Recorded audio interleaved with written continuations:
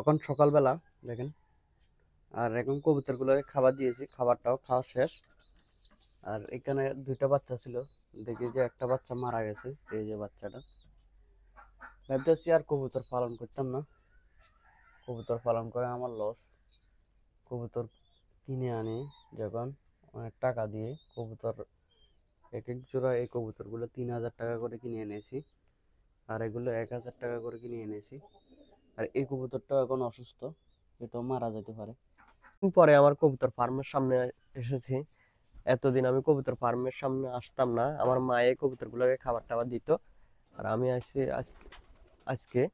আর এতদিন আমার শরীর অসুস্থ ছিল, সর্দি কাশি জ্বর সব কিছুই হয়েছে। এর কারণে আমি কবুতর গুলোকে দেখতেও পারিনি, খাবারও দিতে পারিনি, আমার মায়ের সব কিছু করছে। আর আজকে দেখি দেন রোদ উঠেছে, এতদিন প্রচন্ড পরিমাণ বৃষ্টিও ছিল। আর আমার শরীর এখনো অসুস্থ, আর মোটামুটি একটু সুস্থ হয়েছে। এর কারণে কবুতর ফার্মে এসেছি। আর দেখেন আমার কবুতর ফার্মে একদম নোংরা হয়ে আছে। আর এখানে কিছুদিন পরে ডিমগুলো থেকে বাচ্চা পাবো আমরা। এগুলো নতুন এনেছিলাম কবুতর। আর এখানে একটা বাচ্চা তো মারা গেছে, এটা আগের ভিডিওতে আপনাদেরকে দেখাইছি। এই ভিডিওটা করছি অনেক আগে। আর এখন এক লাখটা বাচ্চা আছে। এই বাচ্চাটা আস্তে আস্তে বড় হইতেছে। আর দেখেন কবুতর ফার্মে অনেক পয়টি হয়ে রয়েছে।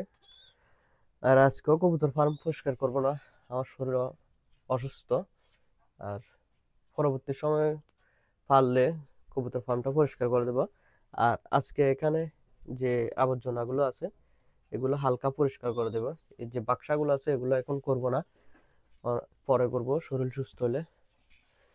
আমার শরীর অসুস্থ হয়েছে আজকে থেকে 6-7 দিন হইতে আছে। আর আমাদের কিছু কবুতর মারাও গেছে, একটা ছোট বাচ্চা মারা গেছে। এরপরে একটা নতুন কবুতর এনেছিলাম 2 জোড়া, এখান থেকে একটা মেল কবুতর মারা গেছে। এই না, এই কবুতরটার সাথে একটা মেল কবুতর ছিল, এই কবুতরটার সাথে মেল কবুতরটা মারা গেছে। কালো কালারের একটা মেল কবুতর ছিল আমাদের। আর আমাদের কবুতরগুলো অনেকদিন পরে ছেড়েছি, এতদিন বৃষ্টি ছিল, বৃষ্টির মধ্যে কবুতরগুলো ছাড়েনি। আর কিছু দেখেন ছাড়ার পরে সবাই স্নান করতে এসেছে। আর এখন কবুতরগুলো এখানে থাকুক, আর আমি এই ঘরটা একটু পরিষ্কার করে দিই, অনেক আবর্জনা হয়ে গেছে। আর কবুতরগুলোকে খাবার দিয়ে দেবো।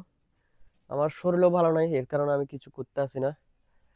আর আমি কিছুদিন পরে কলকাতা চলে যাব, এই সময় হয়তো আমার মায়ে দেখবে এই আমার কবুতর ফার্মটা।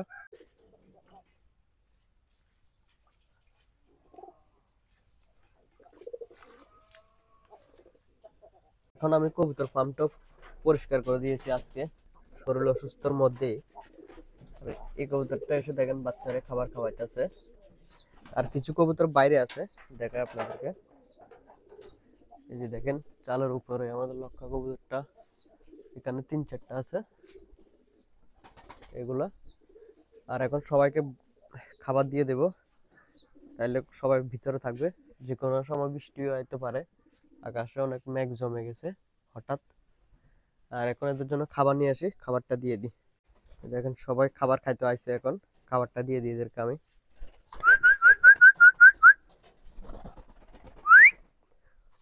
আর সবাই দেখেন খাবার খাইতেছে। কিছু কবুতর তো মারা গেছে, নাহলে অনেক কবুতর থাকতো আমার এখনো, এগুলো আছে এখন। আর এদেরকে খাবারটা দিয়ে দিই সবগুলা। এরপরে খাবার জলটাও শেষ হয়ে গেছে, জলটা এনে দিই আমি। আর যা আছে এগুলা থাকলেই হবে, আর অন্যগুলো তো মারা গেছে। আর এখন সবাইকে ঘরের মধ্যে খাবারটা দিয়ে দিচ্ছি।